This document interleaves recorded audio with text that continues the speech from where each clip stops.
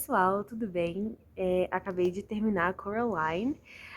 Queria aproveitar também para falar oi, porque esse é o primeiro livro, então provavelmente é a primeira vez que eu estou falando nesse vídeo. Sejam bem-vindos ao vlog da MLI. Antes eu queria falar um pouco sobre como eu mudei a minha maratona. Eu não vou conseguir fazer exatamente igual ao que eu esperava e igual ao que eu comentei lá no vídeo da minha TBR, porque eu tenho vários trabalhos pra fazer e eu não tinha esses trabalhos no dia que eu fiz a TBR. Então eu achei que eu ia conseguir fazer do dia 16 ao dia 31 e ler 6 livros, né? Entrar como soberana, mas eu não vou conseguir. Então eu tô começando no dia 12 e vou terminar no dia 27, que aí vai dar o tempo exato da maratona. E provavelmente vou só conseguir entrar como moradora lendo 4 livros, né? Se eu conseguir ler mais que isso, tudo bem, mas eu provavelmente não vou conseguir, porque realmente são muitas coisas, mas tudo bem, né?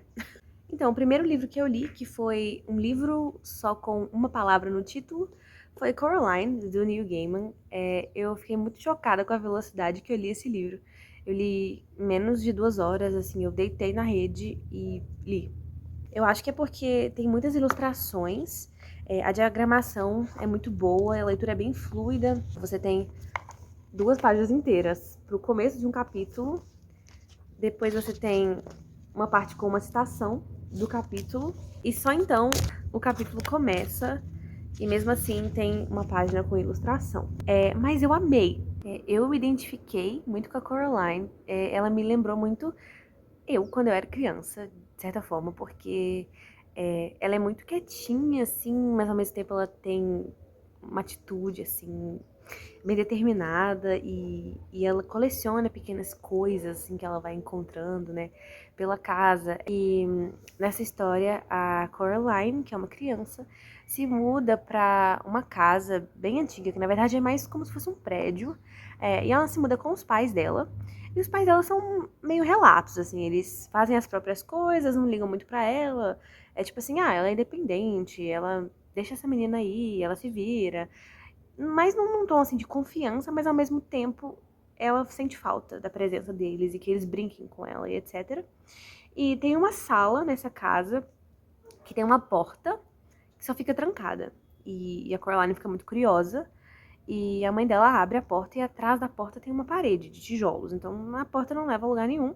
Mas um dia a Coraline abre essa porta e vê uma mulher que seria parecida com a mãe dela, mas é uma versão meio estranha e assustadora da própria mãe. E ela entra por essa porta e vai parar meio que numa versão alternativa da casa dela, com os pais dela, versão upside down. E eles querem que ela fique lá pra sempre, que more com eles. E ao mesmo tempo que ela fica feliz, porque esses pais gostam muito dela, ela começa a sentir falta dos pais de verdade. É muito fofa, uma história meio de aventura, assim, porque a Coraline tem que fazer algumas coisas pra conseguir se libertar dessa outra mãe. Eu gostei muito da ambientação da casa, dos personagens secundários também. Eu achei muito legais, inclusive o gato é incrível. O gato é incrível. E eu vou ler uma parte que eu achei muito fofa. Apesar de tudo, Coraline assentiu. Era verdade, a outra mãe a amava. Mas a amava como um avarento ama o dinheiro, ou um dragão ama seu ouro. Aos olhos da outra mãe, Coraline era uma posse, nada mais. Um bicho de estimação suportável, cujo comportamento já não era tão divertido. Achei muito lindo como a Coraline foi se desenvolvendo ao longo dessa história, mesmo que seja super curtinha. Eu adorei muito, muito, muito. E é isso. Tô feliz de ter escolhido esse livro para ser o primeiro. Foi um ótimo começo assim, de maratona, ainda mais por ter sido uma leitura tão rápida. É isso.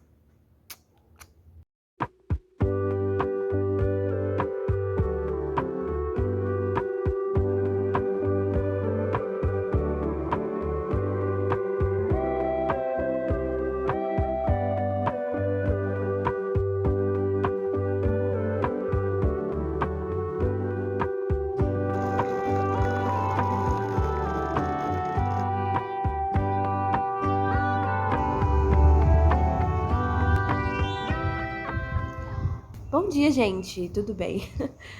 Acabei de terminar O Castelo no Ar e tô aqui pra falar minhas opiniões sobre ele. Ele foi o livro que eu escolhi para a categoria um livro que se passe num lugar que não exista na vida real. E aqui a gente tem o mesmo universo de O Castelo Animado, que é o primeiro livro dessa trilogia, da Diana Wynne Jones. Só que aqui a gente vai acompanhar personagens bem diferentes. A gente acompanha o Abdullah, ele é um vendedor de tapetes. Ele vive em Ingary, é o nome do lugar. E ele não sabe direito quem é a família dele. Ele tem um pai, e esse pai não é muito bom. E a família da mãe, do pai, etc. Não são pessoas muito boas. E então ele fantasia sobre qual é a real origem dele. Então na cabeça dele ele finge que ele na verdade é um príncipe que foi raptado e etc. E ele constrói essa fantasia para ele poder conseguir viver. Um belo dia, a Abdullah tá ali trabalhando e um cara muito estranho chega querendo vender um tapete para ele, dizendo que é mágico. E a Abdullah fica tipo, sim, mágico, com certeza, meu senhor. E ele fica, não, é mágico sim, é sério, acredite em mim. Ele obedece os meus comandos, olha só. E aí o cara fala umas coisas e o tapete flutua, etc. E aí o Abdullah fica olhando pra ver se não tem nenhum truque. E vê que realmente é mágico e fala, não, tudo bem, vou comprar. E compra esse tapete mágico. E naquela noite ele dorme em cima do tapete e tem um sonho muito estranho. Que ele tá no jardim, um jardim muito lindo de um castelo, e conhece uma princesa maravilhosa chamada Flor da Noite. E essa princesa conta pro Abdullah que ela tá presa, que o pai dela não deixa ela sair, que ela tá prometida para ser esposa de um outro príncipe, mas que ela queria saber mais como é o mundo antes dela se casar, porque o pai dela nunca deixou ela sair daquele lugar. Então o Abdullah fica muito transtornado, né? Assim, ele tá de pijama ali porque ele tá sonhando, e aí ele tira a touquinha dele, que ele dorme com uma touquinha. E quando ele acorda, ele tá sem a touquinha. E ele fica assim, que estranho. Foi muito real esse sonho. E aí, o que ele faz é pedir para todos os artistas, desenhistas da vila, desenharem homens. E aí ele compra, tipo assim, centenas de desenhos e retratos de homens, vai dormir de novo, acorda de novo ali no castelo, no jardim da princesa Flor da Noite, e mostra pra ela todos os tipos de homens que existem no mundo, pra que ela não se case sem antes saber quem são os outros homens do mundo. E aí ele descobre que ele deixou a touquinha dele cair lá no jardim. Então ele percebe que na verdade ele não tá sonhando e que o tapete tá levando ele pra outros lugares. Mas o tapete funciona com uma palavra mágica, que ele só diz quando ele tá dormindo, então ele não sabe qual é a palavra mágica, então ele não consegue fazer o tapete funcionar sempre que ele quer. Enfim, ele bola uns planos pra poder libertar essa princesa, e isso dá problemas sérios pra ele, no nível, tipo assim, ele tem que fugir da vila, ele tem que ficar, tipo, fugindo o livro inteiro dessas pessoas, e aí, ao longo dessa aventura, né, ele vai conhecendo outras pessoas que vão se juntando ali ao grupinho dele, e outros seres também, né, junto com o tapete. Ele descobre uma lâmpada que tem um gênio, ele descobre 2 gatinhos que começam a andar junto com eles, e um soldado que também parece que tá fugindo, então eles começam a fugir juntos. E o mais interessante pra mim, assim, o que me deixou, assim, o que me fez amar tanto esse livro, né, além da escrita, eu acho, assim, que a Diana Wynne Jones faz uma coisa que eu amo muito, que poucos autores fazem. Eu acho que talvez a Sally Rooney tenha feito, e eu reparei, que é uma descrição, assim, de experiências sensoriais muito forte. Então ela descreve gostos, cheiros, assim, de uma forma muito linda. Eu lembro quando eu tava lendo O Castelo Animado e a Sophie ia fazer ovos com bacon, e eu fiquei tipo assim, eu preciso ir agora fazer ovos com bacon, porque a descrição era muito vívida. E assim, incrível mesmo, uma escrita muito boa. E eu gostei muito também que o Abdullah, ele se comunica com as pessoas de um jeito muito sarcástico, mas ao mesmo tempo ele é educado.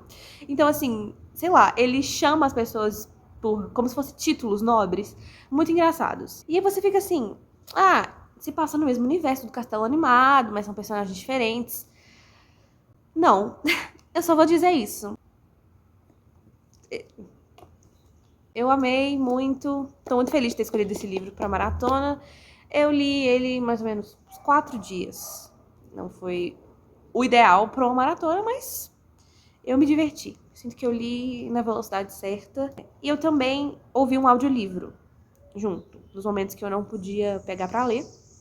E isso eu acho que me ajudou muito. E recomendo demais. E tô muito animada. Tô com vontade de passar o terceiro livro do box na frente de todos.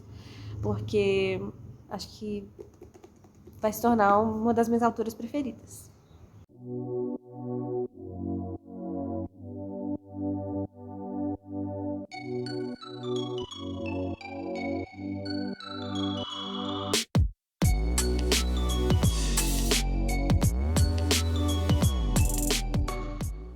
Gente, acabei de terminar The Worst Best Man.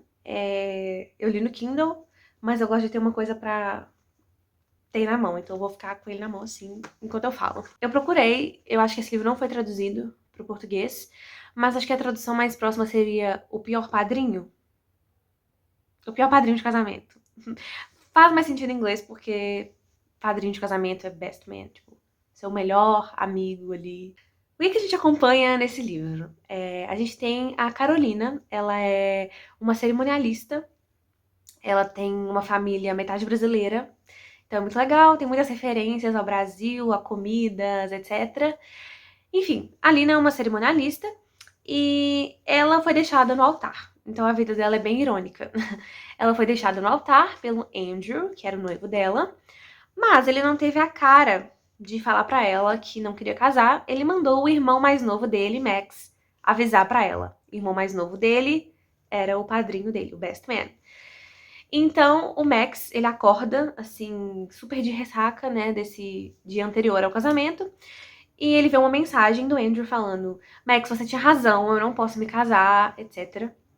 E aí o Max vai avisar pra Lina: então, não vai dar, meu irmão não vai casar com você. E talvez a culpa tenha sido minha. Talvez eu tenha convencido ele a não casar com você, não me lembro, tô muito bêbado, etc. E é isso. Então a Lina, ela fica com ódio muito grande do Andrew e do Max, né? Porque o Max deu a ideia e transmitiu a mensagem, e o Andrew por ter abandonado ela.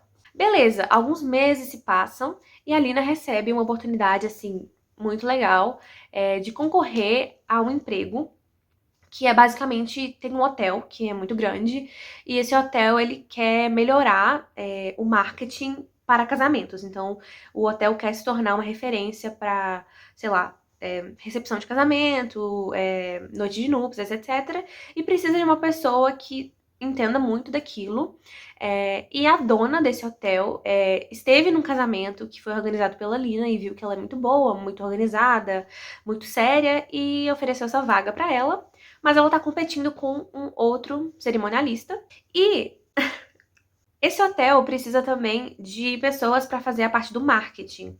Então, eles chamam dois publicitários, o Andrew e o Max. E aí, chegando na reunião, eles veem a Lina e a Lina fica apavorada e ela fala: oi, tudo bem, muito prazer. Então ela finge que não conhece eles. E eles entram ali no joguinho dela. Um publicitário vai ter que trabalhar com um cerimonialista e o outro com outro. E ela rapidamente decide trabalhar com o Max, porque ela não quer ficar com o Andrew. Quando eles começam a trabalhar juntos, um fica, tipo assim, fazendo joguinhos um com o outro, zoando com a cara um do outro, sei lá. Ficam tentando atrapalhar um ao outro mesmo, porque eles se odeiam. E o Max fica tipo, nossa, eu não lembrava que a Alina era tão bonita. E a Lina fica tipo, nossa, o Max tá diferente, né? Meu Deus, como ele tá bonito. Enfim, tem essa tensão muito grande entre eles. Ao mesmo tempo tem esse ódio, né? Que um tem pelo outro. Então é uma coisa bem enemies to lovers. E eu achei a escrita muito engraçada, assim, eu ri muito, eu adorei as referências ao Brasil. O livro é bem picante também, tá? Vou deixar avisado. Mas eu gostei muito, eu achei muito engraçado. Mas é aquela coisa, né, gente? É um romance que não daria muito certo na vida real. Porque imagine você ter que conhecer seus sogros, mas, não, já conheço eles, porque eu era noiva do irmão do meu namorado. Sabe, assim, é uma coisa muito difícil de imaginar. Então, eu não acho que tenha sido muito verossímil, assim, mas eu gostei demais, achei muito engraçado e eu gostei do desenvolvimento, até da amizade entre a Lina e o Max, porque eles vão descobrindo ali que, assim, eles são boas pessoas, sabe? Porque eles tinham esses preconceitos um com o outro e eles vão se tornando amigos e algo mais, é claro. Eu esqueci de falar que eu tinha escolhido outro livro, eu tinha escolhido A Casa dos Espíritos, da Isabel Allende, para a categoria de um livro de autoria latina. Mas chegou a hora de ler A Casa dos Espíritos e eu vi que tinha mais de 500 páginas. E eu falei, isso não vai dar certo para uma maratona. E eu lembrei desse romance que eu já tava querendo ler um tempinho e foi perfeito. Eu li muito rápido e eu amei. É isso.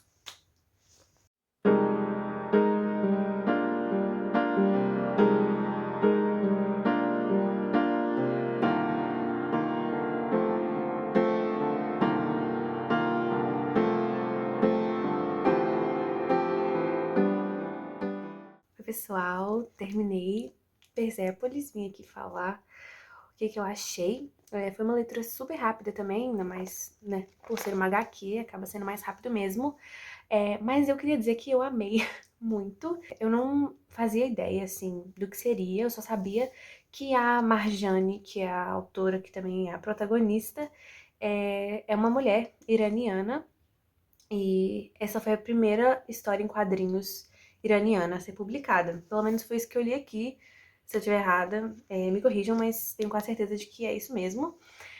E isso já me interessou bastante, eu não conhecia muito bem a história do Irã. Eu acho que são países que não são muito contemplados na literatura, a gente não busca muito saber exatamente sobre eles. Então, eu fiquei muito animada de ler. E eu achei super engraçado e ao mesmo tempo muito triste, porque são coisas muito pesadas, né, que acontecem ali durante a guerra do Irã contra o Iraque e a Marge, né, ela tinha mais ou menos 12 anos quando a guerra ficou bem, assim, acirrada e os pais dela resolveram mandar ela para a Áustria. E ela sempre leu muito, os pais dela sempre ensinaram muito ela a estudar, a não aceitar qualquer coisa que era dita até pelo sistema religioso do Islã, etc. E então quando ela vai para a Áustria, ela sente que ela tá expandindo mais ainda o mundo dela, conhecendo mais coisas, mas ela também toma decisões e faz amizades e faz coisas para se enturmar na Áustria que ela não gostaria de ter feito, coisas que ela sente que fizeram com que ela perdesse um pouco da integridade dela. Então são anos que ela passa ali na Áustria, mais ou menos 4 anos, muito intensos e no final das contas ela tem um relacionamento bem tóxico, assim, dos dois lados, bem codependente. E quando ela termina esse relacionamento, ela fica muito sem rumo e ela acaba voltando pro Irã. E quando ela volta, ela vê um Irã muito diferente daquele que ela tinha deixado. Ela vê um Irã bem influenciado já pelo Ocidente, as pessoas agora têm antena parabólica, elas podem assistir outras coisas que não aquilo, né, não só a televisão iraniana, enfim. É muito legal, eu gostei muito de acompanhar essa história pela perspectiva dela, desde pequenininha até mais velha, ver como essa guerra mudou as coisas, né, mudou a cultura do Irã.